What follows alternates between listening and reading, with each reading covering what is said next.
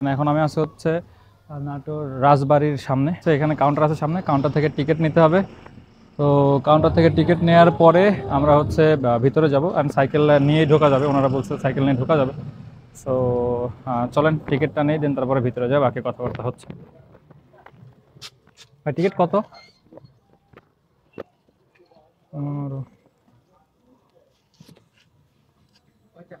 একটা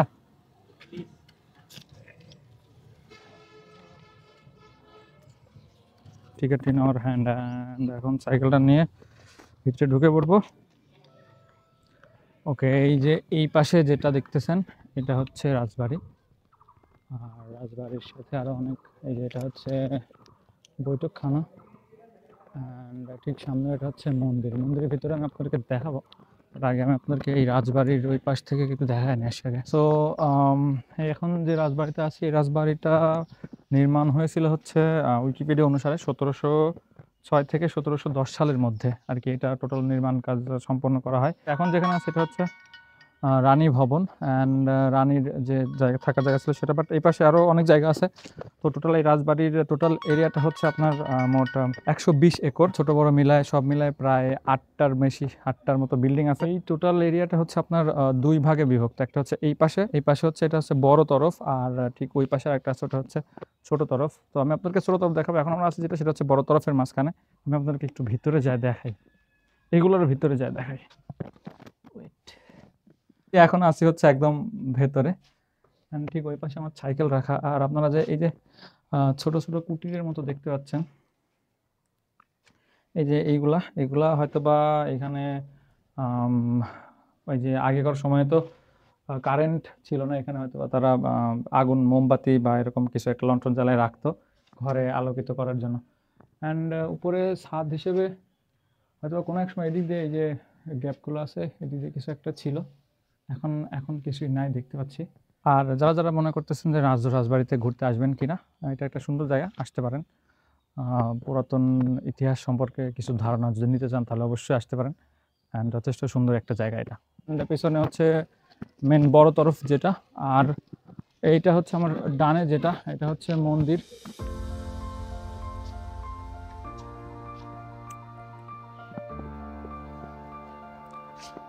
মন্দিরটা মূলত আসলে উপরে, আর এটা হচ্ছে পূজা মণ্ডপ। মাঝে মধ্যে হয়তো পূজা টুজা করার জন্য বসে আর কি, যেখানে সেই জায়গাটা। সো এই মুহূর্তে আমি আছি হচ্ছে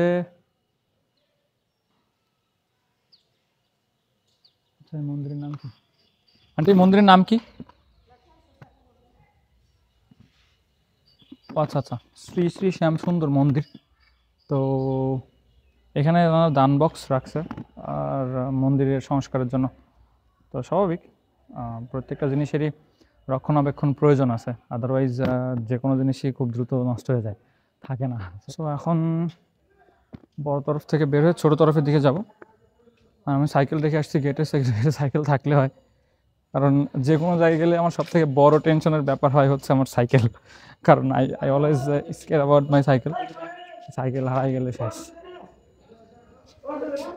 এখন আছি হচ্ছে ছোট তরফের ঠিক সামনে, ছোট তরফ।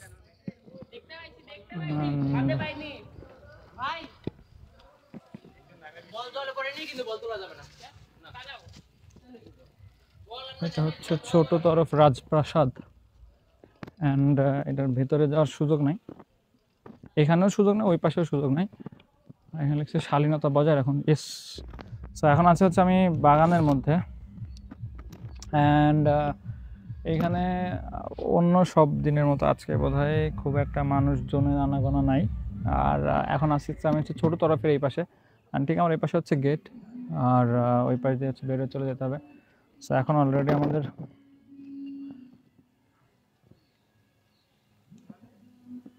বাজে হচ্ছে 12টা 11। সো এখানে আমরা আর বেশিক্ষণ থাকতে পারবো না, কারণ এখান থেকে আমাদের যেতে হবে উত্তরা গণভবন। সো উত্তরা গণভবন যাবো এখান থেকে, দেন তারপরে আমরা এখান থেকে বেরিয়ে, উত্তরা গণভবন থেকে বেরিয়ে সোজা we will get back to our home. এর পরবর্তী পার্ট, অর্থাৎ আমাদের তৃতীয় পার্ট, এটা আসবে হচ্ছে উত্তরা গণভবনের। যেহেতু আমি একদিনে 3টা স্থানে ঘুরতেছি, সো একই দিনে 3টে স্থানে ঘোরার কারণে আসলে কোনোভাবে পসিবল হচ্ছে না যে একসাথে 3টে স্থানের ভিডিও একটা ভিডিও হিসেবে দেওয়ার। তো আমি চেষ্টা করছি যে হচ্ছে 3টে স্থান সম্পর্কে যতটুকু বলা পসিবল হয় সম্পূর্ণ বলে 3টাকে দিয়ে আপনার হচ্ছে তিনটা আলাদা আলাদা 3টা পার্টের ভিডিও বানাই। দ্যাটস ওয়াই আসলে ছোট ছোট করে পার্ট করে দেয়া। আই হোপ আপনারা বিষয়গুলো বুঝতে পারবেন। সো এখন আমরা যাব হচ্ছে উত্তরা গণভবনের দিকে।